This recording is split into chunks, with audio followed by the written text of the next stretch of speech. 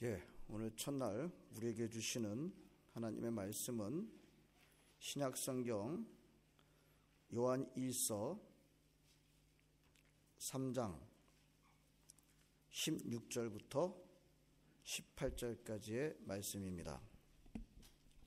요한 1서 3장 16절부터 18절까지 말씀입니다. 봉독하겠습니다. 그가 우리를 위하여 목숨을 버리셨으니 우리가 이로써 사랑을 알고 우리도 형제들을 위하여 목숨을 버리는 것이 마땅하니라. 누가 이 세상의 재물을 가지고 형제의 궁핍함을 보고도 도와줄 마음을 닫으면 하나님의 사랑이 어찌 그 속에 거하겠느냐. 자녀들아, 우리가 말과 혀로만 사랑하지 말고 행함과 진실함으로 하자. 아멘. 저희 시든영락교회가 이제 33주년을 맞았습니다. 시든영락교회 33주년 맞을 때마다 우리 기념일을 맞을 때마다 귀하신 목사님들 모시고 사경회를 우리가 늘 가지고 있는데요. 올해도 우리 귀하신 목사님 모시고 사경회를 이렇게 가지게 됐습니다. 특별히 올해는 여러 가지로 어떤 방향을 가지고 있다고 한다면 우리가 좀 기독교의 역사를 좀 잘 알았으면 좋겠다라는 마음을 가지고 여러 가지 올해 많은 또 순서를 준비했는데요. 참 그동안에 우리 김인수 목사님 모시고 우리 한국 교회사를 좀 잘 들었으면 좋겠다. 우리 이민교회에서 특별하게 한국 교회사를 배우는 것이 왜 그렇게 중요한가? 거기 우리가 누군가라는 것을 배우는 것이 너무너무 중요하다라고 여기고, 참 제가 수년 동안 사실 기도해 왔었는데요. 감사하게도 우리 또 김인수 목사님, 또 김인신 권사님의 또 동생 되시고, 또 여기에 또 여러 친척분도 계시고 오시면은 참 여러 가지로 저희들과 함께 참 좋은 교제를 나눌 수 있겠다. 또 목사님을 통해서 아주 좋은 도전을 우리가 받을 수 있겠다. 이렇게 좀 많은 생각을 하는 중에 올해 이렇게 모시게 됐습니다. 얼마나 감사한지 모르겠습니다. 우리 김인수 목사님은 교수님이셨습니다. 장신대에서 교회사 교수로 한국 교회사를 26년간 가르치시고, 또 은퇴하시고 난 다음에 미주 LA에 있는 미주 장신대에서 총장님으로 또 후학들을 가르치시는 사역을 많이 하시는 그런 분이셨습니다. 여러 교회사에서 사학회 회장도 역임하시고 귀중한 그런 학문적인 여러 가지 많은 또 사명들을 감당하셨습니다. 저는 이제 제가 목사님이 좀 연구학기 가지셨을 때 저는 이제 신대원에 입학했기 때문에 직접 제가 한국교회사를 우리 목사님한테 배우지는 못했습니다만 참 우리에게 좀 귀한 말씀을 전해주실 것으로 저는 분명히 확신하고요. 또 우리 식사를 나누시는 가운데 놀랍게도 우리 최갑성 장로님 원래 모교회였던 그 교회의 전도사님이셨었더라고요. 우리 최호성 장로님도 계셨었고, 근데 아주 좀 뭐라 그럴까요? 우리 먼 데에 계시는 것 같습니다만 굉장히 가깝게 우리가 인연이 닿는 그런 귀하신 목사님이십니다. 얼마나 감사한지요. 오신 지 얼마 안 되시는데 여러 가지 또 시차에 대한 불편함도 있으신데 오늘서부터 귀한 한국교회에서 6번의 강의를 저희들에게 전해주실 터인데 부탁드립니다. 한번 오늘 시작하신 분들은 결코 빠지시지 마시고 주일날 저녁 시간까지 꼭 같이 참석하시고, 다른 분들 권면하셔서 제가 볼 때는 시드니에서 한국교회사를 이렇게 들을 수 있는 기회가 그렇게 많지 않은 것 같아요. 아주 좋은 기회를 여기시고 이번에 우리 한국교회에서 한국교회를 시작하시고 사랑하시고 지금까지 함께해 주신 하나님을 만나게 되는, 우리가 누구인지를 깨닫게 되는 아주 놀라운 기회가 됐으면 좋겠습니다. 이제 목사님 나오셔서 귀한 말씀을 전해주실 때 큰 은혜 받으시기 바랍니다. 나오실 때 크게 박수로 우리가 목사님 맞이하도록 하겠습니다. 나오시겠습니다.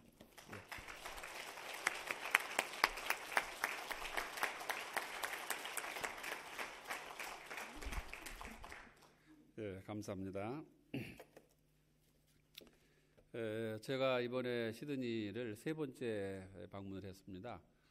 요 전에 온 것은 우리 조카, 우리 윤경이가 결혼식 할 때, 전에 있던 예배당에 그때 이제 결혼식 할 때 왔었고, 그때 이제 말씀을 우리 성도들에게 전한 그런 기억이 나는데, 대강 계산해 보니까 그게 벌써 한 18년 정도 됐어요. 한 20년 정도 됐는데, 그건 20년 만에 제가 다시 세 번째 이제 방문을 하게 되었습니다. 와서 보니까 뭐 변한 것은 별로 없는데요. 오래된 도시이기 때문에. 근데 저는 미국의 그 로스앤젤레스에 지금 살고 있습니다. 로스앤젤레스 다운타운, 그 이제 코리아타운, 우리 한국 타운에 살고 있는데 너무 비교가 돼요. 제가 살고 있는 데하고. 이곳이 얼마나 좋은 곳인가. 여러분들은 잘 모르시죠? 여기가 얼마나 좋은지. 과수원에 사는 사람들은 그 과수원에서 나는 그 꽃의 향기를 잘 모릅니다. 코가 마비가 돼서. 근데 밖에서 온 사람들이 과수원에 들어오면은 그 꽃의 향기가 굉장히 짙고 좋다 하는 걸 느끼는데, 여러분들이 시드니에 사시기 때문에 별로 그렇게 좋은 걸 못 느끼고 사실지 모르겠는데, 제가 시드니하고 우리 LA하고 비교해 볼 때 뭐가 무슨 차이가 있나 그렇게 생각하면 몇 가지가 차이가 있어요. 첫째는 공기가 좋아요. 아주 공기가 좋습니다. LA는 미국에서도 공기가 나쁜 도시 가운데 몇 번째 가는 그런 도시예요. 그래서 공기가 아주 탁합니다. 그래서 그런지 여기 와서 제가 토요일 날 왔는데 지금 한 대세 됐는데 별로 그렇게 피곤한 걸 모르겠어요. 공기가 워낙 맑기 때문에. 그래서 참 공기가 좋다 하는 그런 생각을 하고, 또 LA는 아시는 분은 아시겠습니다만 1년 내내 거의 비가 오지 않습니다. 비가 아주 굉장히 건조해요. 그래서 이 호흡기 계통에 병이 많이 있고, 처음 온 사람들은 뭐 코피를 터뜨리고 이제 그렇게 합니다. 또 금년에 겨울에 비가 좀 많이 오는데 금년에는 유난히 비가 오지 않았어요. 그래서 지금 100년 내 최대의 가뭄입니다. 잔디에 물도 못 주게 하고 상당히 어려워요. 그러니까 뭐 거리든지 어디든지 먼지가 그냥 캐캐 쌓여가지고 뭐 더럽고 먼지가 많이 나고, 그런데 오늘 저녁에 또 비가 오는 거 보니까 얼마나 참 좋은지 몰라요. 저는 여러분들이 비가 오면 귀찮다고 생각하실지 모르지만은 이것은 하나님의 은혜입니다. 비가 많이 오는 것은 참 좋고, 그 다음에 여기 참 경치가 참 좋지요. 세계 3대 미항 가운데 하나고, 바다가 이게 베이가 이렇게 있어서 바닷물이 들어오고, 경치가 참 좋죠. LA는 뭐 이게 그 평지인데다가 사막지대입니다, 거기가. 그래서 볼 게 없어요. 좀 나가면은 물론 뭐 한참 나가면 뭐 그랜드 캐년도 있고 뭐 요세미티도 있고 뭐 볼만한 게 좀 있긴 있지만은 LA 그 자체는 뭐 별로 그렇게 볼만한 게 없어요. 근데 여기는 그렇게 경치도 어디 가든지 그렇게 바다가 보이고 물이 보이고, 그다음에 여기는 한국이니까 아무래도 어저께도 잠깐 누님하고 같이 우리 생선 가게를 좀 들렸는데 싱싱한 생선이 많더라고요. 근데 LA는 한국 아니어서 뭐 롱비치라든지 뭐 산타모니카 같이 바다가 멀지는 않지만은 그러나 그렇게 싱싱한 생선이 없어요. 근데 여러분들은 아주 싱싱한 생선을 잡수시니까 너무 좋고, 그 다음에 여기 오니까 비로소 이제 그 서양에 온 것 같아요. 여기 백인들이 많더라고요. 백인들. 근데 미국에는 LA는 백인이 없습니다. 그 본래 뭐 한 80%가 멕시칸들이에요. 그 캘리포니아가 원래 멕시코 땅입니다. 멕시코 땅인데 19세기 중엽에 이제 미국이 멕시코 전쟁을 해서 그 캘리포니아, 아리조나 이쪽으로 그 땅을 다 빼앗았어요. 미국의 3분의 1을 멕시코에서 빼앗았습니다. 그래서 멕시칸들이 굉장히 많습니다. 그리고 길거리 이름도 거의 멕시칸들 이름이에요, 이렇게요. 그래서 이제 여기 와서 비로소 이제 서양 사람들을 좀 구경하고, 특별히 그 앵글로 섹슨족들, 영국 계통의 그 아주 키가 크고 피부가 하얗고 아주 날씬하고 잘생긴 그런 사람들을 이제 봐서 이제 내가 이제 서양에 왔나 보다 이런 생각을 하는데, 그쪽은 뭐 멕시칸들하고 흑인들이 주로 있는데, 멕시칸들하고 흑인들의 특징이 뭐냐면 더럽고 지저분하고 시끄러운 겁니다. 아주 정말 그 말로 다 할 수 없을 정도로 지저분하고 더럽고, 밤 12시가 넘을 때까지 스피커를 틀어놓고 아이들 생일 축하를 한다고 그렇게 떠들고 마시고 춤추고 하는 그런 문화예요. 그래서 대단히 살기가 어렵고, 또 마약이라든지 또 뭐 총격 사건 같은 거, 이런 건 범죄가 굉장히 많습니다. 그래서 계속 헬리콥터가 이제 경찰 헬리콥터가 돌면서 범인을 추적하고, 경찰들하고 이렇게 그 교신을 하고 해서 뭐 잠을 잘 수 없을 정도로 그렇게 시끄러운 그런 동네인데, 여기 오니까 정말 조용하고 좋아서, 야, 여기 무슨 복 있는 사람들이 여기서 이렇게 사나, 그런 생각을 하는데, 여러분들이 이렇게 좋은 곳에 산다고 하는 것을 생각하시면서 감사하면서 그렇게 지내셨으면 좋겠습니다. 나같이 불행한 곳에 사는 사람이 있다는 걸 생각하시고 제가 와서 보니까 한국교회사 특강이라 그래서 제가 좀 마음을 놓았습니다. 제가 목사기 때문에 물론 뭐 설교를 합니다. 그렇지만은 제 본업은 교수입니다. 그래서 금년으로 지금 32년째 신학교에서, 지금도 신학교에서 강의를 하고 있습니다. 그래서 강의하는 건 제가 자신 있어요. 강의는 뭐 원고 없이도 뭐 며칠이고 할 수 있는 그런 자신이 있습니다. 그런데 와서 신문 광고한 걸 보니까 한국교사 특강, 그래서 참 제가 안심을 했습니다. 은사의 집회, 그러면 내가 이게 자신이 없는데, 은사 집회는 그 영계의 거성들이 와야 되거든요. 거성들이 와야 되는데, 저는 뭐 거성도 아니고, 또 대개 이제 집회는 목회를 오래 하신 그 아주 노련한 그런 그 목회자들, 또 은혜스러운 말씀을 잘 전하시는 그런 분들이 와서 해야 되는데, 저는 뭐 목회자가 아니기 때문에 신학교에서 역사책이나 읽고 역사를 가르치는 사람이기 때문에 강의를 하게 되는 겁니다. 그러니까 여러분들이 이번에 큰 은혜를 받으려고 생각하시지 마세요. 저는 여러분들에게 큰 은혜를 끼칠 그런 자격이 없는 사람입니다. 그 대신 제가 알고 있는 교회 역사에 대한 지식을, 여러분들 과거에 잘 모르셨던 것들, 또 궁금하셨던 것들, 그런 것들을 좀 여러분들에게 알려드리겠습니다. 선생들은요, 자꾸 자기가 알고 있는 걸 모르는 사람들에게 가르쳐주고 싶은 그 마음이 있고 그런 버릇이 있어요. 그래서 이번에 총 6시간인데 사실은 오늘 저녁은 제가 좀 서론적인 얘기를 하려고 그래요. 한국 교회 역사보다도 기독교라고 하는 게 뭐냐, 근본적으로 그런 문제하고, 그다음에 주일날은 아무래도 주일 오전은 예배이기 때문에 그날은 제가 설교를 하겠습니다. 하고 그러다 보니까 6번 가운데 내일, 목, 금, 토, 주일 오후 4번밖에 한국교회사를 강의할 시간이 없어요. 그래서 한국교회 역사가 가톨릭이 로마 천주교회가 230년, 그다음 우리 개신교가 130년입니다. 그렇기 때문에 사실은 뭐 짧다면 짧고 길다면 긴 시간인데, 이 230년의 역사를 뭐 4시간에는 도저히 강의가 안 되죠.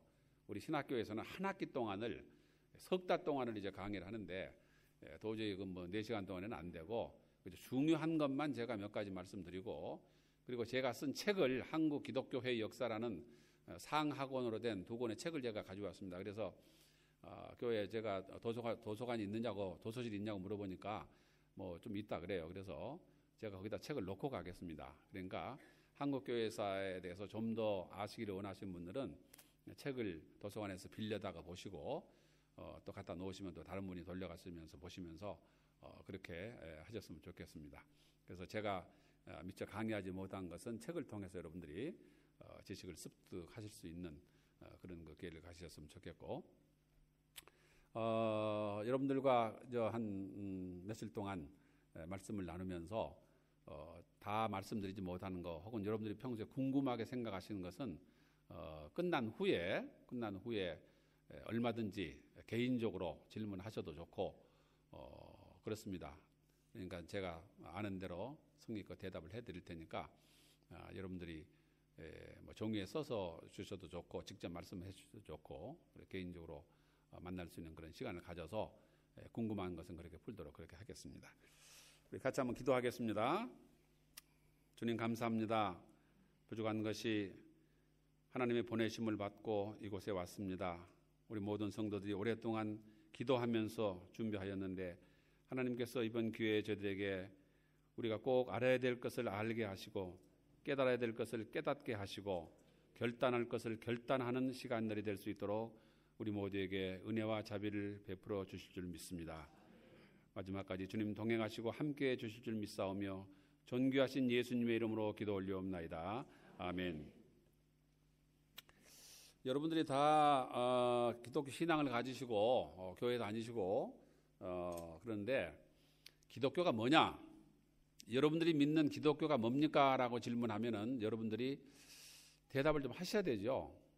믿지 않는 사람들이 내가 예수를 믿고 싶은데 기독교는 한마디로 말하면 뭡니까? 라고 얘기할 때 여러분들이 대답하실 게 있어야 될 거예요. 그래서 이거 분명히 기독교가 뭔가 하는 것을 아셔야만 여러분들의 신앙생활과 또 여러분들의 삶이 좀 더 분명해지고 또 윤택해질 수 있다고 그렇게 생각을 합니다. 저는 기독교에 대해서 여러분들에게 정확하게 말씀을 드릴 수 있을지 모르겠어요. 제가 알고 있는 그 한계 내에서 말씀드리겠습니다. 기독교의 역사가 2000년입니다. 예수님이 탄생한 해를 영년으로 잡거든요. 영년으로 잡으면 예수님이 탄생한 때부터 지금까지 2014년이라는 세월이 이렇게 흘러왔어요. 기독교의 역사는 예수님께서 33년에 고난을 당하시고 부활하시고 승천하시고 그리고 33년에 예루살렘에서 예루살렘 교회가 처음 시작했습니다. 그러니까 교회의 역사는 33년에 시작된 거예요. 이 33년에 시작된 교회의 역사가 2014년까지 왔습니다. 그러니까 2000년의 역사를 이렇게 흘러내려왔는데 우리 한국교회 역사는 개신교 역사는 130년이에요. 그러니까 너무 역사가 짧죠. 그래서 우리가 기독교를 이해하기는 대단히 어렵다고 하는 것입니다. 역사가 너무 짧기 때문에. 저는 이제 4대 신앙이고요. 우리 손자까지 가면 이제 6대 신앙이 우리 집안의 전통적인 장로교 집안이고 제가 70년에 목사 안수 받았으니까 금년으로 목사가 된 지가 지금 44년이 됐습니다. 그리고 말씀드린 대로 교수, 신학대학 교수가 한 지가 32년이 됐어요. 그러니까 사실은 또 제가 역사를 전공하고 그래서 누구보다도 기독교에 대한 역사를 잘 알 수 있는 그런 그 위치에 있다고 생각이 돼요. 지금도 있지 않는데 1999년에 제가 모스크바 장로 신학대학에 그 한 주일 동안 인텐시브 집중 강의를 하러 갔습니다. 가서 물론 제가 러시아 말을 모르니까 통역을 이제 놓고 러시아 신학생들에게 강의를 하는데 제가 첫 시간 첫 마디를 이런 말을 했습니다. 나는 한국에서 여러분들에게 교회 역사를 가르치러 왔습니다. 내가 알고 있는 교회사의 교회 역사의 지식을 여러분들에게 가르치겠습니다. 그러나 여러분들은 나에게 가르쳐 줄 것이 있습니다. 그것이 무엇이냐면은 기독교가 뭐냐 하는 것을 나에게 가르쳐 주시길 바랍니다. 그런 얘기를 했어요. 그러니까 학생들이 뭐 무슨 얘기인지 교수가 와서 무슨 저런 얘기를 하나 그렇게 생각할지 모르겠는데 저는 사실은 진심으로 그 얘기를 한 거예요. 러시아 교회로부터 기독교가 뭐냐 하는 것을 내가 배우고 싶었어요. 왜냐하면요. 1884년에 우리나라에 최초로 알렌이라고 하는 호로스 알렌이라는 외과 의사가 한국에 선교사로 들어왔습니다. 이것이 최초로 들어온 선교사예요. 살기 위해서 살면서 선교하는. 그리고 그 이듬해 1885년에 호로스 언더우드라는 선교사가 이제 목사 선교사로 처음 들어왔습니다. 그래서 알렌이 들어온 1884년 그것을 선교의 원년으로 삼고 그로부터 100년 후인 1984년에 한국 선교 100주년 기념식을 여의도에서 100만 명의 우리 성도들이 모인 가운데서 성대하게 100주년 기념식을 했습니다. 그것이 1984년이에요. 1884년에 알렌이 들어왔기 때문에. 그런데 우리가 100주년 기념을 한 84년에서 3년 후인 1987년에 러시아 교회가 러시아 선교 1000주년 기념을 했거든요. 우리가 100주년 기념하고 있는데 러시아 교회가 1000주년 기념을 해요. 1000주년을요. 그러니까 우리 한국 교회가 10살이면은 러시아 교회가 100살이에요. 그러니까 10살 먹은 소년이 좀 지식이 좀 있어서 이 100살 먹은 노인들에게 교회사를 가르치러 갔습니다. 그러나 10살 먹은 소녀는 100살 먹은 이 노인에게 100년 동안 믿어왔던 이 기독교에 대해서 10살 먹은 소년에게 가르쳐야 되지 않겠어요? 그래서 제가 배우고 싶다는 그런 얘기를 한 겁니다. 10살 먹은 소년은 머리가 좋아서 백과사전을 달달 외워가지고 지식은 엄청나게 많이 알지 모르지만, 그러나 100년 동안 이 노인이 살아왔던 인생의 그 경륜과 경험과 모든 인생의 생사고락과 산전수전 겪었던 그 삶을 따라갈 수 없는 것이죠. 예를 들면은 겨울이 따뜻하면은 지내기 참 좋지요. 한국같이 혹독하게 추운 그런 곳에서 따뜻한 겨울을 지나면은 참 좋아요. 난방비도 적게 들고 뭐 여러 가지 좋은 게 많이죠. 그러나 이듬해 농사는 흉년이 드는 것입니다. 흉년이 들어요. 영하 30도, 40도 내려 혹독한 추위, 사람이 얼어 죽는 정도의 추위에 겨울을 지나면은 그 이듬해 농사는 풍년이 드는 겁니다. 왜냐하면은 따뜻한 겨울에는 병충해가 죽질 않아요. 그래서 그 병충해들이 농사를 망쳐버리는 겁니다. 혹독한 추위가 겨울을 지나고 나면 병균들이 다 얼어 죽어버렸기 때문에 풍년이 드는 거예요. 100년이 된 노인은 이것을 경험을 알고 있지만은 10살 된 소녀는 그걸 모르는 겁니다. 인생의 경험을 해보지 않았기 때문에. 천방지축 뛰어돌아다니는 10살 먹은 이 소년이 무엇을 알겠어요? 기독교에 대해서. 그렇기 때문에 우리는 기독교를 잘 모르는 거예요. 여러분들이 뭐 교회 생활을 오래 하고 신앙생활을 오래 해서 기독교에 대해서 무척 많이 아는 것 같이 생각하지만은, 그러나 안다고 하는 것과 믿는다고 하는 것은 전혀 개념이 다릅니다. 예수님이 하나님의 아들이라고 하는 것을 모르는 사람은 별로 없어요. 예수 안 믿는 사람도 알고 중들도 압니다. 그러나 그들은 믿지 않아요.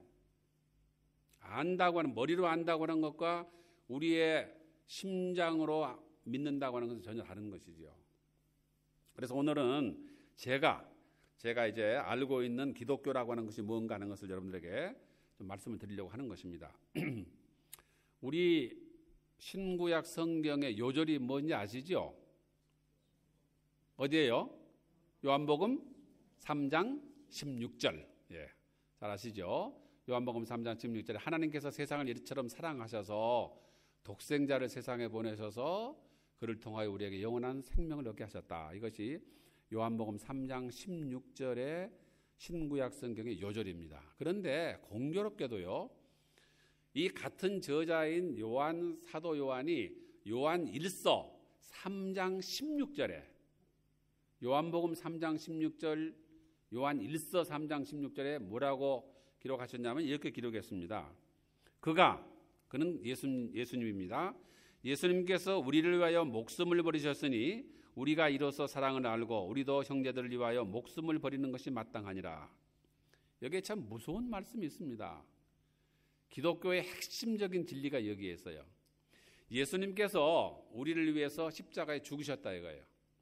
우리를 구원하시기 위해서 우리의 죄를 대신 지시고 죽으셨습니다. 그래서 너희들은 어떻게 해야 되느냐? 형제를 위해서 너희가 죽어야 된다는 거예요. 형제를 위해서 목숨을 버리라는 겁니다. 이것이 기독교예요. 아셨습니까? 기독교가 어떤 종교인지 아셨어요? 이것은요, 지상명령이에요. 지상명령이라는 것은 해도 되고 안 돼도 되는 것이 아닙니다. 세금을 내야 된다는 것은 내고 싶으면 내고 말고 싶으면 마는 게 아니에요. 반드시 내야 되는 거예요. 대한민국의 21살 된 청년은 군대를 가야 되는 겁니다. 가고 싶으면 가고 말고 싶으면 말고. 미국에서는 지원제입니다. 그래서 자기가 원하면 가고 가기 싫으면 안 가도 되는 거예요. 그건 징집이 아니고 지원제니까. 그건 한국은 아니에요. 한국은 대한민국의 모든 20살 난 청년들은 군대에 가야 된다. 이것은 지상의 명령입니다. 반드시 해야 되는 거예요. 여호와의 증인들이 군대를 안 갑니다. 그래서 그들은 체포되고 2년 동안 감옥에 갑니다. 2년 동안 다른 사람들이 군대 생활하는 동안에 그들은 병력의 의무를 기피하기 거부하기 때문에 감옥에 가서 2년 동안 감옥 살다가 나와야 되는 거예요. 왜? 지상명령이기 때문에.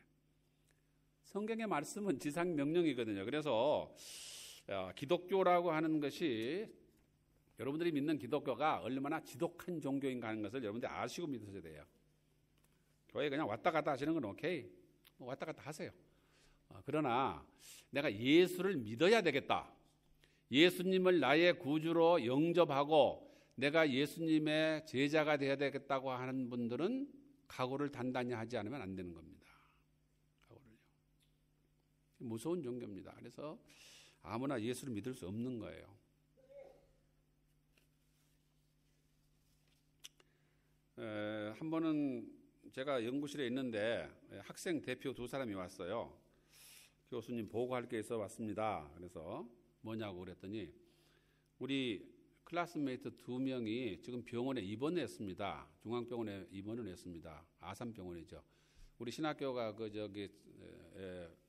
광장동에 있습니다. 저 서울 동쪽에 워커힐 앞에 그쪽에 있는데 거기서 이제 올림픽 대교를 건너가면 그 아산병원에 있습니다. 그 현대 정주영 씨 아호가 그 아산이죠. 그래서 아산병원인데 옛날엔 중앙병원이라고 그랬는데 2명 입원했다는 거예요. 그래서 왜 그랬더니 한 사람은 신장을 주기 위해서 그리고 한 사람은 신장을 받기 위해서 입원했습니다. 그래서 어떻게 된 거냐 그랬더니 우리 그부 가운데 김전도사가 신장 2개가 다 완전히 망가져서 투석을 하는데 이틀에 한 번씩 병원에 가서 6시간씩 투석을 합니다. 일주일에 3번씩 가서 투석을 하는데 그리고 풀타임으로 이제 공부를 하는데 우리 이 목사님도 공부를 해보시면 알지만은 우리 광나루 신학교의 이 교육이라는 게 보통이 아닙니다. 얼마나 힘들게 공부를 시키는지 몰라요, 교수들이요. 그러니까 학생들이 공부하는데 아주 진이 나갈 정도로 뭐 시험이라든지 페이퍼라든지 뭐 엄청나게 그 공부를 많이 시키거든요. 그래서 심지어 우리 광나루 신학교 1학년을 고4라 그래요. 고4. 고등학교 3학년 때 대학 가려고 얼마나 고생을 많이 합니다. 근데 고등학교 4학년이라고 할 정도로. 그런데 이 친구가 풀타임으로도 공부를 하는 거예요. 풀타임으로요. 그 몸에. 그런데 엎친 데 덮친 격으로 시골에 또 섬기는 교회가 있어요.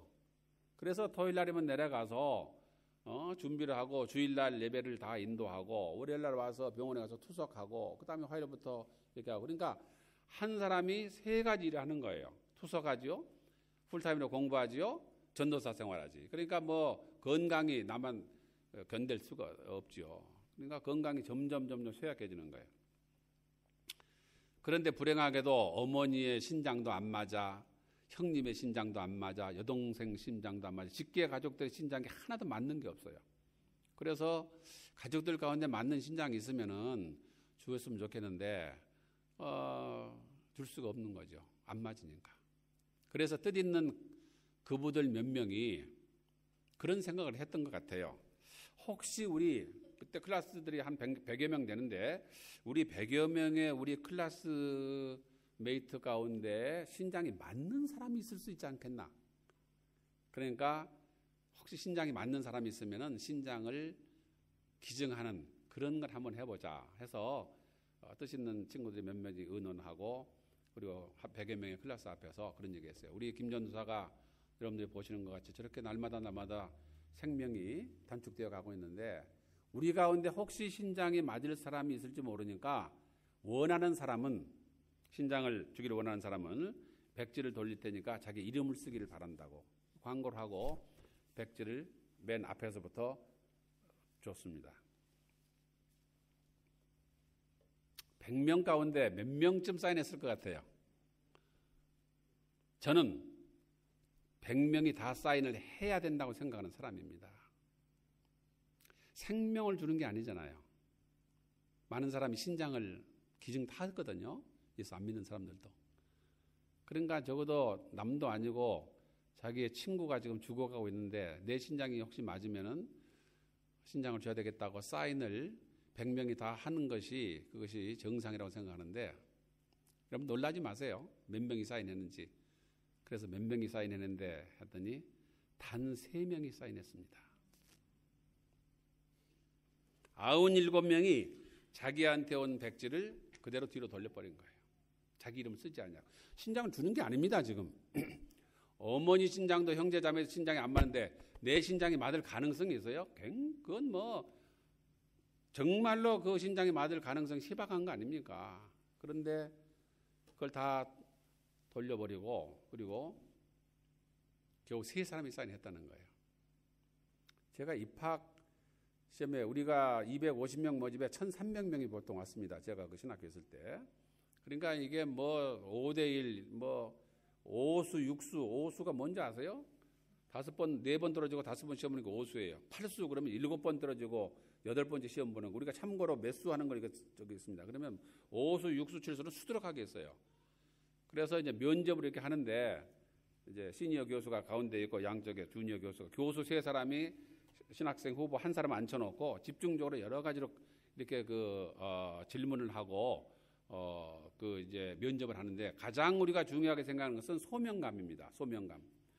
뭐 성경 공부를 얼마나 잘했느냐, 영어 시험을 얼마나 잘 받느냐 하는 것이 중요한 것이 아니라 정말 이 사람이 목사가 될 사람인가, 목사가 될 소명을 가진 사람인가 하는 것을 확인하는 거예요.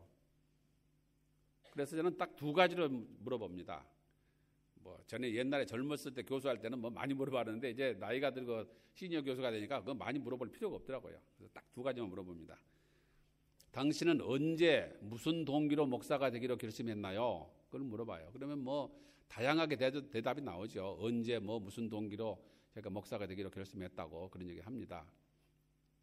그 다음에 제가 2번째 질문이 하면은 당신이 목사가 되기로 결정하는 순간에 그때 순교를 각오하셨나요?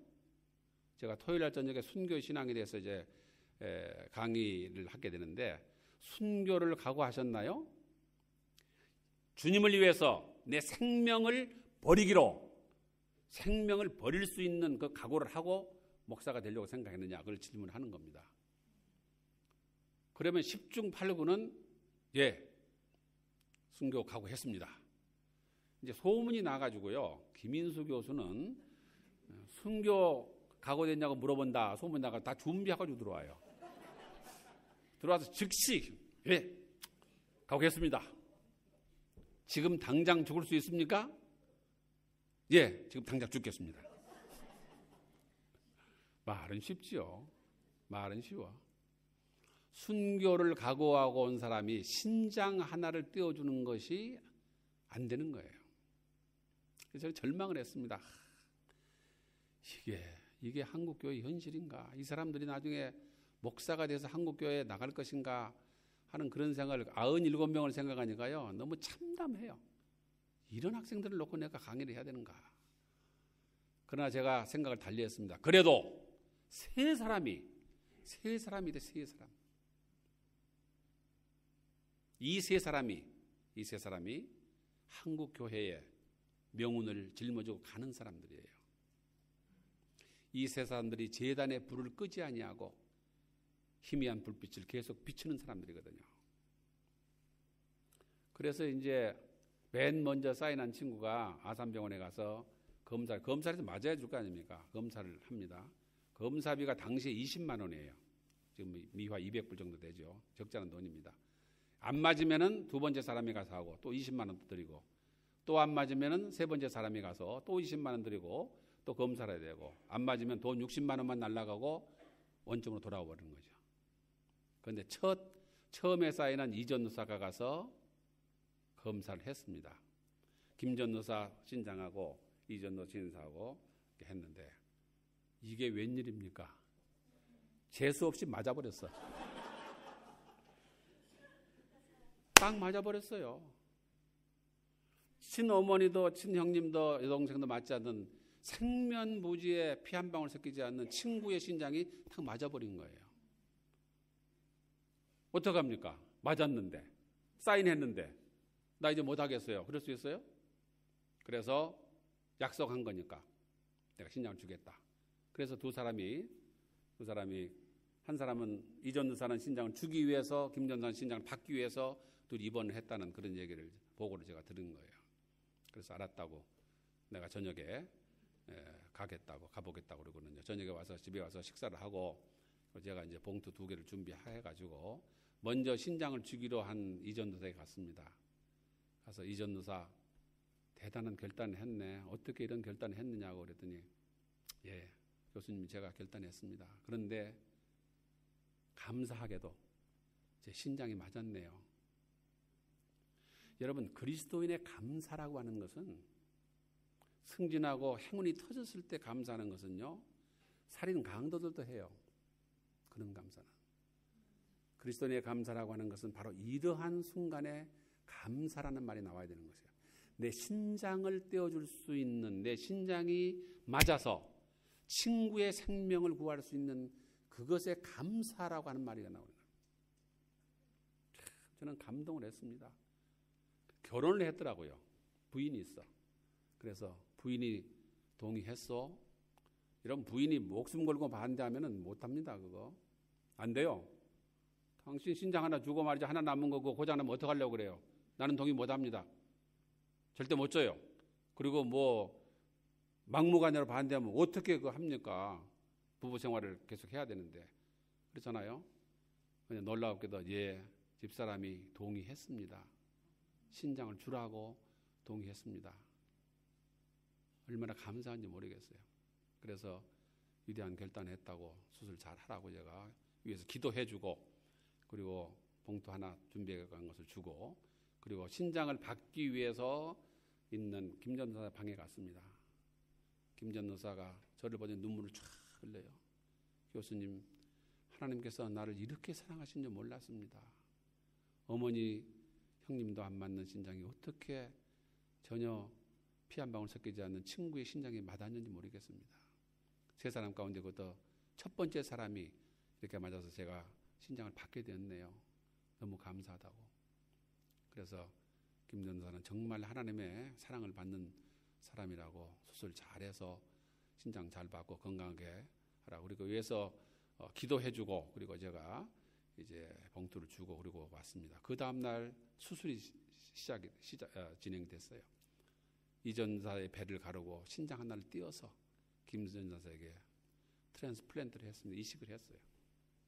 한 두어 주 후에 둘이 다 퇴원해서 학교로 돌아왔습니다.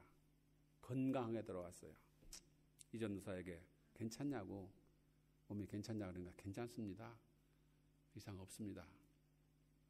이틀에 한 번씩 6시간씩 투석하던 김 전도사가 3개월에 한 번 제너를 체크하기 위해서 잠깐 병원에 들리는 거예요. 신장 하나를 기증받아가지고 그 죽음의 세월에서 해방이 된 겁니다. 자유를 얻은 거예요. 더 이상 병원에 갈 필요가 없는 거예요. 건강한 몸으로 신학교 졸업하고 그리고 목사가 되어서 목회 잘하고 있습니다.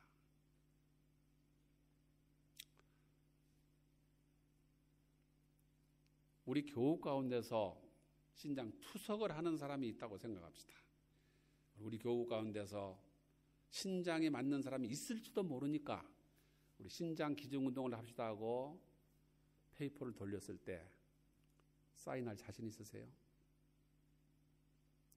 배를 가르고 신장 하나 줄 수 있습니까? 쉽지 않아요. 쉽지 않죠. 건강한 간을 50%를 떼어서 강경변으로 죽어가고 있는 이웃에게 간을 우리가 떼어줄 수 있느냐 말이에요. 그런데 기독교는 간을 주고 신장을 주는 것이 아니라 생명을 주라는 거 아닙니까? 내 형제에게 형제를 위해 목숨을 버려야 된다. 그러니 기독교를, 예수를 어떻게 믿습니까? 우리가 신장도 못 주는데 어떻게 우리가 생명을 줘요? 근데 성경은 주라 그러거든요. 이게 기독교예요, 이게요. 기가 막힌 얘기죠. 제가 신학교를 졸업하고 그때는 강도사입니다. 강도사 생활 2년을 하고 목사 고시를 보고 이제 목사 안수를 받고 군목으로 나갔습니다. 육군 군목으로.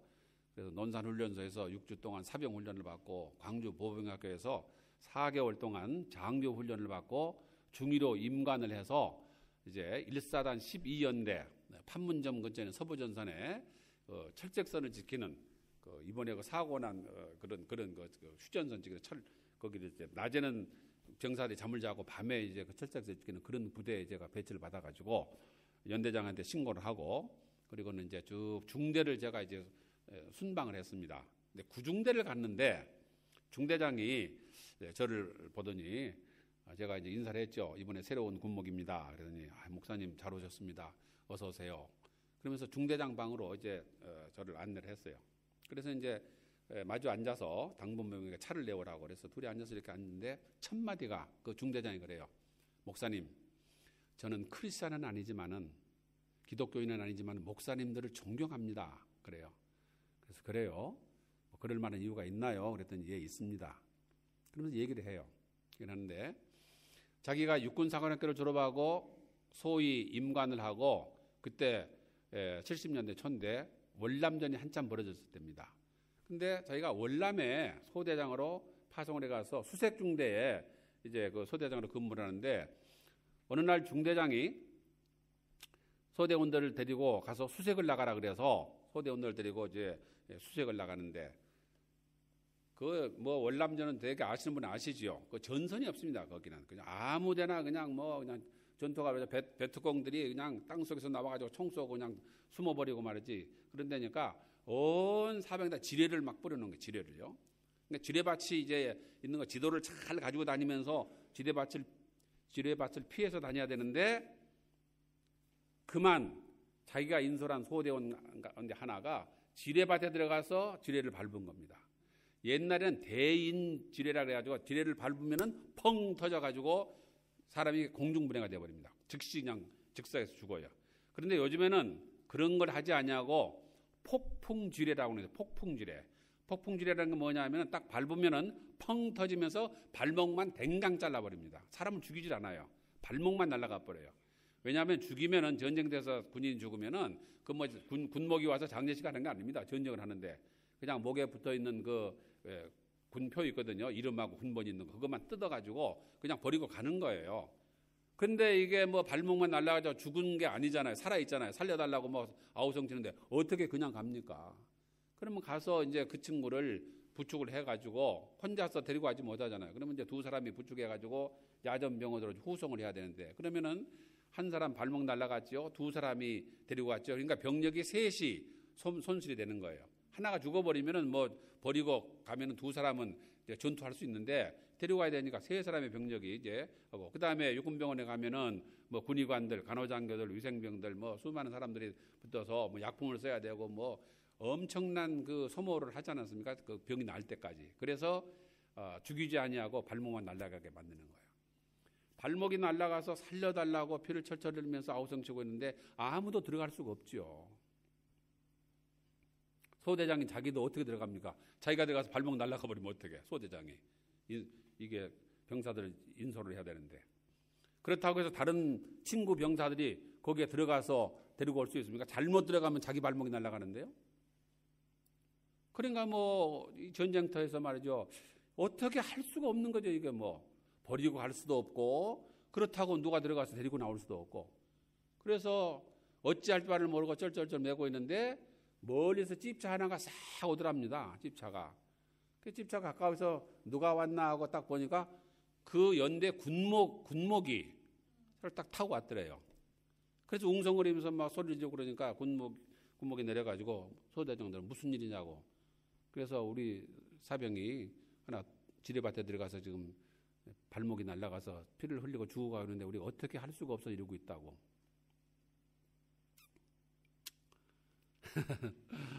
목사님이 이 군목이 어떻게 해야 됩니까 이거? 어떻게 해야 돼요? 여러분들이 군목이라면 어떻게 하시겠습니까? 나도 그때 군목으로서 내가 만약 그런 상황이 되면 내가 어떻게 해야 되는가? 두 가지죠. 아이고 저 지도 좀 잘 보고 지도를 좀 잘 인솔해야지. 어떻게 다 이렇게 했어? 소대장 아주 잘못했구만. 뭐 어쩔 수 없잖아. 그럼 누가 거기 들어가겠나? 잘 생각해보고 하여튼 처리해. 나 좀 바빠서 가야 되겠으니까. 그리고 집차 타고 휙 가버렸다고 합시다.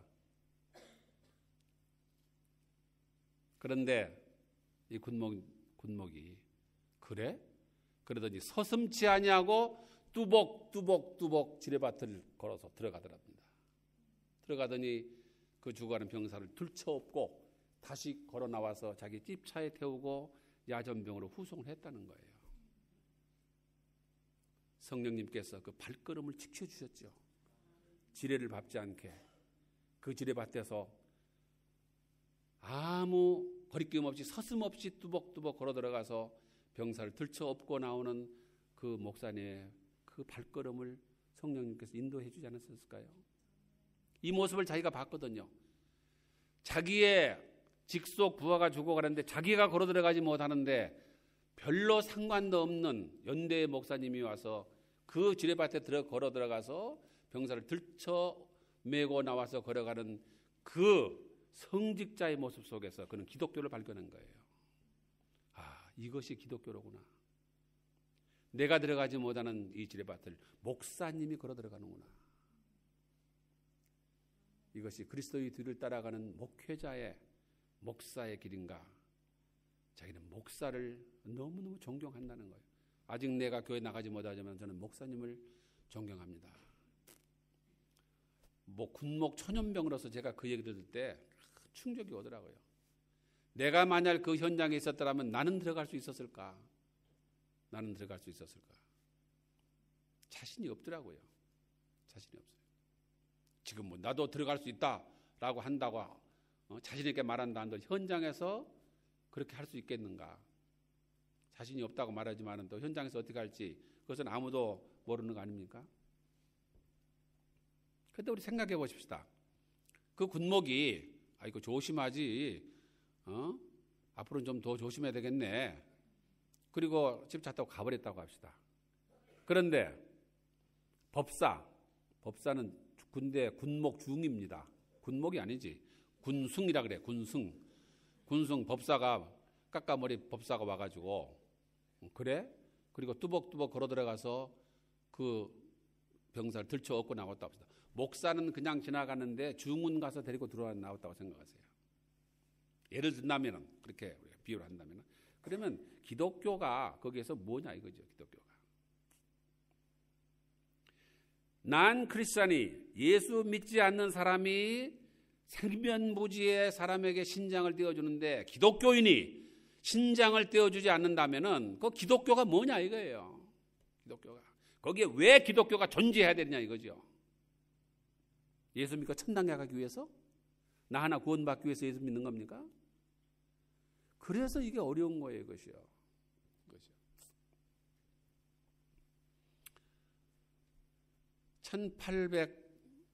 1880년대 호주 빅토리아 장로교회가 한국에 처음으로 선교사를 한 사람 파송했습니다. 이분이 H. 데이비스라고 하는 선교사예요.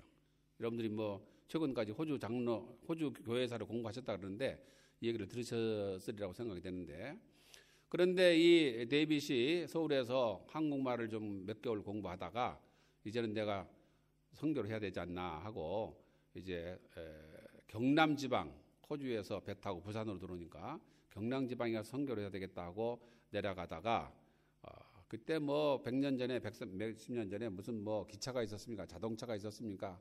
그죠? 뭐 조랑말 타고 걸어서 이렇게 가다가 그만 천연두에 걸렸어요. 천연두에요. 그 마마 손님이라고 그러잖아요. 스몰박스 영어로. 천연두에 걸려서 세상을 떠났습니다. 한국에 온 6개월 만에 생명을 잃었어요. 한국 최초의 순교자가 됩니다. 그 데이비스 목사님이 천연두로 세상을 떠났는데 한국의 선교사를 보고하면은 천연두로 죽는 사람들이 부지기수였습니다. 선교사들 가운데서 많은 분들이 천연두로 생명을 잃었어요. 제가 74년이니까 정확하게 40년 전이네요. 40년 전에 제가 미국에 유학을 갔습니다. 유학을 가는데 그때 미국에서 이 천연두 접종증을 가지고 오지 않으면 미국에 입국이 안 됐습니다. 어려서 우두라는 걸 맞았어요. 여기 X자 이거 4개 한 거 우두를 맞았는데 그때 제가 뭐 이제 30 대학 졸업하고 신대원 졸업하고 신학교 졸업하고 2년 강도 생활하고 군목 3년 하고 그러다 보니까 한 30이 됐어요. 30이 되니까 뭐 30년 전에 맞은 거 이게 다 면역력이 없어져서 새로 맞아야 된다 그래요. 그래서 가서 맞았습니다. 미국에 입국하기 위해서 그 접종 증명서를 가져와야 되는 거, 최근에 맞은 증명서를 가져와야 되기 때문에 그래서 맞아가지고 이게 이제 입학 때가 돼서 이거 치료가 다 안 되는 것을 제가 그냥 비행기를 탔습니다. 그러니까 여기서 뭐 이렇게 물이 주르르 이렇게 흐르는 거예요. 이렇게. 그래서 웃옷을 벗어가지고 솜을 한 뭉치 들고 물이 주르르 흘리면 이걸 닦으면서 그러면서 노스웨스트 비행기를 타고 이제 시카고 공항에 내려서 그 천연두 접종증을 보여주고 그리고 이제 입국을 했습니다. 미국에 제일 좋은 신학교가 프린스턴 신학교라고 되게 그래요. 세계적인 신학교죠. 프린스턴 신학교에 교장으로 오는 총장으로 오신 목사님이 계시는데 조나단 에드워즈라고 하는 미국의 아주 유명한 저명한 미국 제1차 각성운동의 기수였었고 또 미국이 내세우는 가장 위대한 신학자 가운데 한 분이 바로 조나단 에드워드입니다. 조나단 에드워드 목사님이 모든 면에서 훌륭한 분이기 때문에 프린스턴 교장으로 이제 초빙을 받아서 왔습니다. 아무나 가는 게 아니거든요. 그 정도 신학교의 총장이 되려면은 정말 뛰어난 그런 지도자가 되지 않으면 안 되는데 그래서 프린스턴 교장으로 취임을 하고 나서 한 2개월쯤 지났는데 그때에 이 천연두의 vak신이 만들어졌어요. 처음 만들어졌습니다. 그리고 동물 실험이 다 끝났어요. 동물에게 실험을 해보니까 아주 효과가 있어요. 그런데 문제는 사람에게 생체 실험을 해야 되는 거예요. 사람에게 실험을 해야 돼요.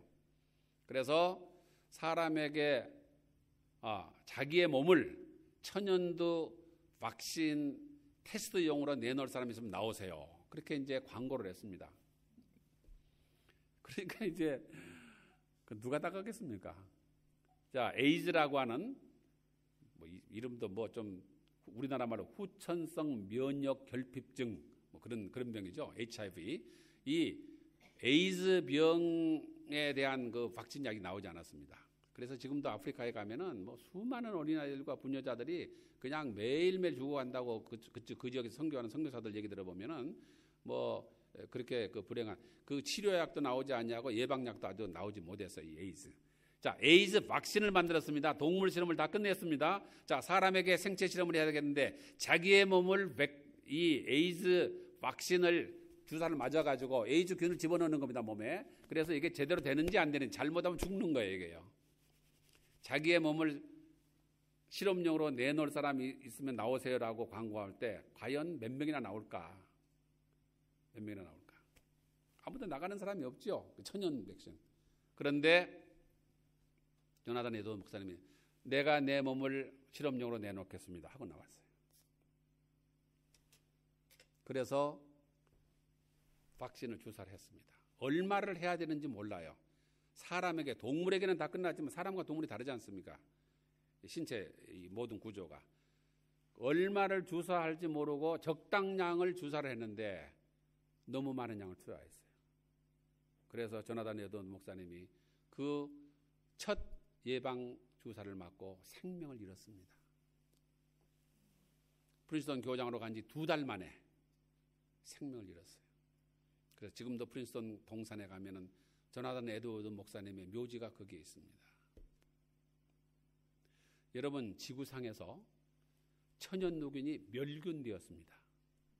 이 세상 어느 곳에서도 천연두균이 없어요. 완전히 멸망되어 버렸어요. 수천만 명의 생명을 앗아갔던 이 천연두가 나도 얼굴이 얼거서, 우리 옛날에 곰보라 그러잖아요. 곰보 막 얼거서 처녀들이 얼굴이 얼거버리면 시집을 못 갑니다. 한국에서 못 갔어요. 이 무서운 병이 이 지구상에서 완전히 멸균되어 버린 그 원인에는 조나단 에드워드 목사님 같은 희생이 거기에 있었기 때문에 그런 거죠.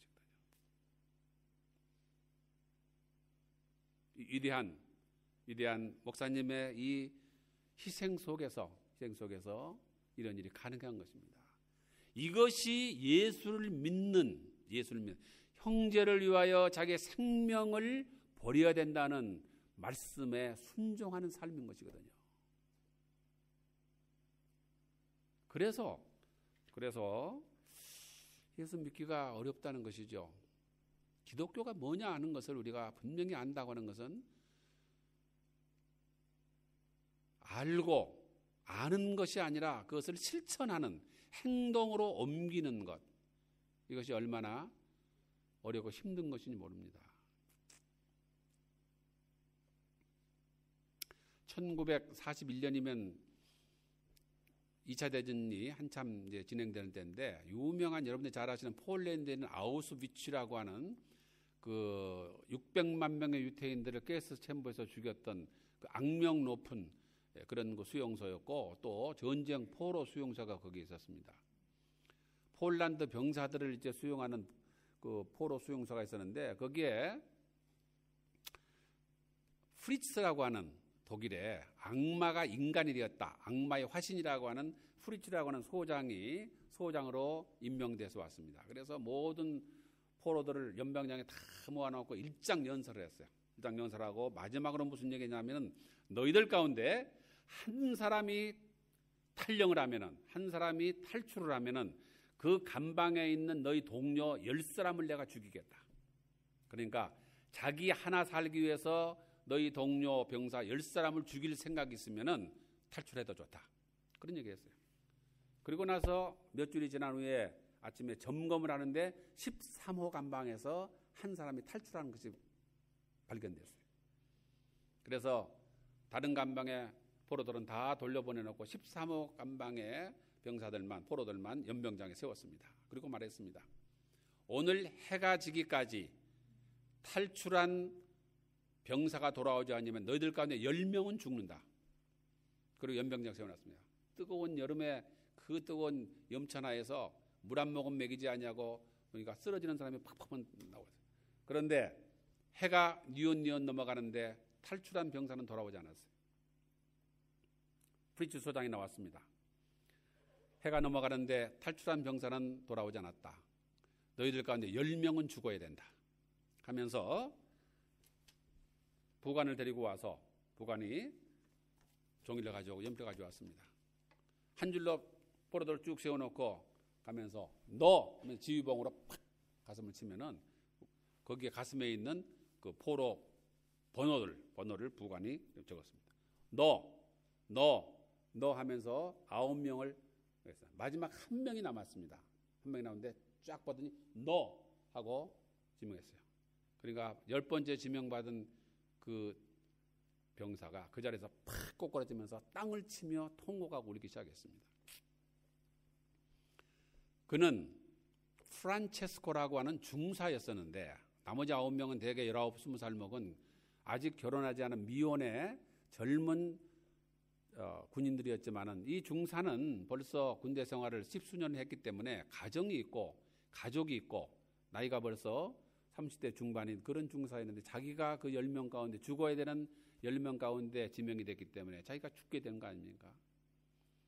자기의 아내를 생각할 때 자녀들을 생각할 때 또 부모님을 생각할 때 너무나도 고통스러워서 통고가 울었어요. 그러나 프리츠는 눈 하나 깜빡하지 않냐고 10명을 한 줄로 세웠습니다. 신발을 다 벗겼습니다. 그리고 한 줄로 세우고 그 아우슈비츠에 지하 감방이 있는데 지하 감방은 아사 감방이에요. 굶겨서 죽이는 총을 쏴서 총살해서 죽이는 것이 아니라 굶겨서 죽이는 거예요. 아사 감방을 향해서 막 출발을 시키려고 하는 찰나인데 남아있는 병사들 가운데 한 사람이 튀쳐나왔습니다. 소장님 하고 튀쳐나왔어요.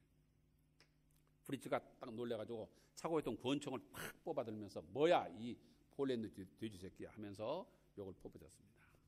그런데 이 나온 친구가 그런 얘기했습니다. 소장님 제가 저 10사람 가운데 한 사람을 대신해서 제가 가겠습니다. 그러니까 프리츠도 충격을 받아서 한참 쳐다보겠다가 누구를 위해서 대신 가겠느냐. 프란치스코 중사를 대신해서 제가 죽겠습니다. 제가 가겠습니다. 프리츠가 건너다보면서 너는 도대체 누구냐? 예, 저는 막시밀리안 콜베라고 하는 종군 신부입니다. 저는 신부이기 때문에 가족이 없습니다. 나는 아내도 자식도 없고 나 혼자 죽으면 되지만은 프란치스코 중사는 아내가 있고 자녀들이 있기 때문에 그는 가정으로 돌아가야 됩니다. 그러니 제가 대신 그곳에 갈 테니까 그를 살려주세요. 내 소원대로 하라. 그래서 콜베 신부님이 맨 앞자리에 서서 그리고 프란치스코 중사는 다시 감방으로 돌아갔습니다. 10명이 지하 감방에 들어가는데 햇볕 하나 들어오지 않는 캄캄한 시체성 냄새가 나는 그 아사간방에서 이제 지내기 시작합니다. 빵 한쪽 물 한 모금 주지 아니하고 굶겨서 죽이는데 불과 하루 이틀 더 되지 않아서 벌써 쓰러져서 죽는 병사가 나옵니다. 콜베 신부님은 가까이 가서 그에게 마지막 종부성사를 해주고 그리고 그의 영혼을 위해서 하나님께 기도하고 그의 영혼을 하나님께 인도했어요. 두 번째, 세 번째 시간이 가면서 점점 죽어가는 병사가 늘어갔습니다. 콜베 신부도 완전히 기력이 지내서 이제는 똑바로 앉아 있을 수도 없어서 고개를 벽에다 대고 그리고 죽어가는 병사를 하나하나 하나님께 인도했습니다. 콜베 신부와 마지막 두 사람이 살아남았는데 그대로 두어도 죽을 수 있는데 왜 그러는지 모르지만은 독일 병사 하나가 독약이 든 주사를 가지고 왔어요. 그리고 신부님 주사를 맞으셔야 됩니다. 뼈와 가죽밖에 안 남는 팔뚝을 내어밀고 콜베 신부님은 독일 병사가 넣는 독약 주사를 맞고 그렇게 순교했습니다. 이것이 1941년 아우슈비츠 포로 수용소에서 있었던 역사적인 사실입니다. 전쟁이 끝나고 난 다음에 콜베 신부님의 순교를 기념하는 예배를 드릴 때 프란치스코 중사가 그 미사 현장에 참석하고 있었습니다.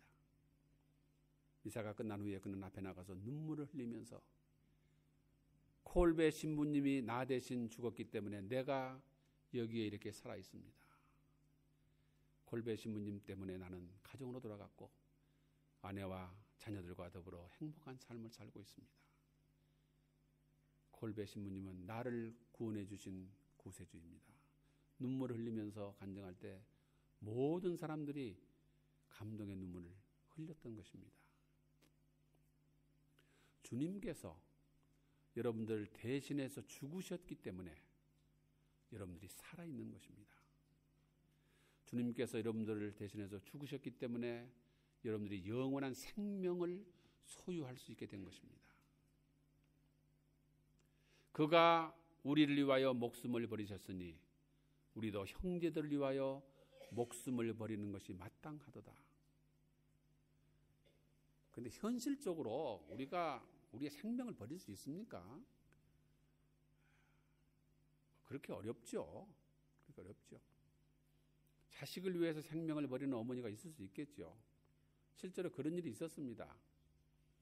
6.25 사변 때 일인데요. 강원도에서 선교를 하던 선교사가 밀려오는 인민군을 피해서 집차를 타고 겨울 추운 겨울에 눈 내리는 그래서 남쪽을 향해서 부산을 향해서 이제 자기의 부인과 아이들을 데리고 이제 부산을 향해서 가고 있는데 어느 다리 밑을 지나는데 잠깐 서서 다리를 점검하고 집차가 건너갈 수 있는지 자리를 점검하기 위해서 차를 세우고 하는데 다리 밑에서 어린아이 우는 소리가 나는 거예요. 애기 우는 소리가. 그래서 내려가 봤더니 기가 막힌 장면이 벌어지고 있었어요. 한 젊은 엄마가 옷을 다 벗은 채 그 핏덩어리 애를 그 자기 옷으로 싸고 그걸 품에 안고 그리고 엄마는 얼어 죽었던 거예요. 엄마는 얼어 죽어버리고 애만 살아서 울고 있는 거예요. 그래서 꽁꽁 얼어버린 팔을 베치고 그리고 그 애만 데리고 집차에 싣고 와서 미국으로 건너왔습니다. 그리고 그에게 존이라는 이름을 지어줬어요. 그리고 이제 입양을 해서 그 아이를 기르는데 애가 어느 정도 큰 다음에 질문하기 시작합니다. 마미, 데디는 미국 사람인데 왜 나는 동양 사람이야? 우리 엄마는 누구야? 우리 아빠는 누구야? 하면서 질문하는 거예요. 그래서 네가 고등학교를 졸업하고 대학에 입학할 때 네가 성인이 되었을 때 내 출생의 비밀에 대해서 얘기해 주겠다. 그러니까 그때까지는 더 이상 묻지 말아라. 그때는 내가 잘 얘기해 줄게. 그래서 이제 지내는데 드디어 고등학교를 졸업하고 대학을 입학하고 나서 존이 부모에게 왔습니다. 약속한 대로 나의 출생의 비밀에 대해서 얘기를 해주세요. 그래서 앉으라고 말하고 차분하게 자기가 태어난 그런 얘기를 이제 그 얘기를 다 들려줬습니다. 존이 그 얘기를 들으면서 눈물을 철철 흘렸습니다. 그러면서 어머니가 나를 위해서 돌아가신 그곳에 내가 한번 가보고 싶습니다. 나를 한번 데려가 주세요. 그렇게 하자고. 그리고 크리스마스 베케이션을 맞이해서 존을 데리고 강원도에 옛날에 기억을 더듬어 가면서 그 다리 있는 곳으로 갔습니다. 그리고 그 다리 밑에 내려갔어요. 큰 바위가 있는데 바로 이곳에서 너희 엄마가 너를 낳고 전쟁통에 경강 없이 아무 준비도 없이 피난을 가다가 그만 해산을 하게 되는데 어쩔 수 없이 다리 밑에 내려가서 애를 낳았는데 핏덩어리 아무것도 없죠. 그래서 자기가 입던 저고리를 벗고 치마를 벗고 옷을 벗어서 그 핏덩어리를 싸고 가슴에 안고 그리고는 그곳에서 그렇게 얼어 죽었던 것이에요. 그 얘기를 한 겁니다. 조한이 그 얘기를 들으면서 눈물을 줄줄 흘리면서 옷을 하나씩 벗기 시작했습니다. 옷을 벗어서 그 바위 위에 펴놓으면서 어머니 얼마나 추우셨어요? 얼마나 고통스러우셨어요? 나를 살리기 위해서 벗은 몸으로 그렇게 세상을 떠나셨군요. 나의 어머니 눈물을 흘리면서 통곡하면서 그곳에서 어머니를 기리면서 오는 모습을 지나가던 미국 신문 기자가 그것을 사진을 찍었습니다. 이상한 장면이거든요. 젊은 청년 하나가 옷을 다 벗고 팬티 하나만 입고 거기에 옷을 펼쳐놓고 울고 있고 나이 많은 노인 미국인 두 사람이 그 옆에 서서 눈물 흘리면서 보고 있는 그 장면을 보고 너무 신기해서 사진을 찍고 가서 사연을 물어보니까 그런 사연을 얘기한 거예요. 이 신문 기자가 그것을 신문에 대서특필해서 보내줬습니다. 아들을 위해서 자기 생명을 버린 어머니, 모성애의 극치라고 하는 이런 얘기를 하면서. 사랑하는 여러분, 제가 초등학교 1학년 때 6.25 사변이 났었습니다. 부모님을 따라서 피난을 가는데 저는 제 눈으로 그때 초등학교 1학년에 어린 나이의 눈으로 엄마가 아이를 업고 가다가 어린아이를 나무 밑에 내려놓고 그리고 도망가는 그 모습을 내가 두 눈으로 똑똑히 보았어요. 지금도 그 장면을 저는 잊어버릴 수가 없습니다. 모성애가 위대하다고 말씀하십니까? 그래요, 위대합니다. 그러나 항상 그런 것은 아니에요. 아마도 그 혼비백산하는 인민군의 비행기에서 기총소사를 하는 그 전쟁의 혼란 속에서 정신 착란을 일으켜서 어린애를 버리고 갈 수도 있었겠죠. 그러나 제정신으로 버리고 간 사람도 있을 수 있지 않겠습니까? 한강에서 낚시하는 사람들이 보면은 가끔 탯줄도 끊지 않는 시체가 그 애기가 갓난 애기가 한강에 떠내려오는 것을 가끔 본다는 얘기입니다. 고등학교 다니는 미혼모가 혼자서 애를 낳고 그래서 한강에 갖다 던져버리는 것이지요. 모성애는 항상 위대한 것은 아니에요. 기독교 신앙이라고 하는 것은 예수 그리스도의 그 십자가의 희생의 그 정신을 우리의 삶 속에 실천하는 것입니다. 우리가 배를 가르고 신장을 내어주고 간을 내어주기는 대단히 어려운 것이에요. 골수를 주는 것도 나는 그렇게 어려운지 몰랐어요. 그냥 헌혈하는 것처럼 지나가다가 헌혈 버스에 들어가서 바늘을 꽂고 피 한 봉지를 빼어주고 가는 그런 헌혈이 아니고 골수를 기증한다고 하는 것은 입원을 하고 전신 마취를 하고 요즘에는 모르겠습니다. 과학이 발달돼서 그러지 않은지 모르겠는데 제가 알고 있는 지식으로는 그래요.